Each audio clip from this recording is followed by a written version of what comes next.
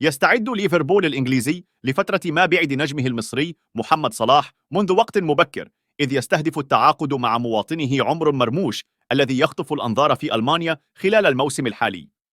وارتبط محمد صلاح صاحب 31 عاما بالانتقال إلى دوري روشن السعودي الصيف الماضي، لكنه بقي في ليفربول بنهاية المطاف. ومع بقاء عام واحد على عقده مع النادي الأحمر، فإن الأخير بدأ بالبحث عن خيارات لتعويض خامس هدافيه التاريخيين، ووقع الاختيار على النجم المصري مرموش. وكشفت صحيفة بيلد الألمانية يوم الخميس أن مرموش لاعب أينتراخت فرانكفورت حاز على إعجاب مسؤولي ليفربول الذين بدأوا التخطيط للحياة ما بعد صلاح ومدربه يورغن كلوب.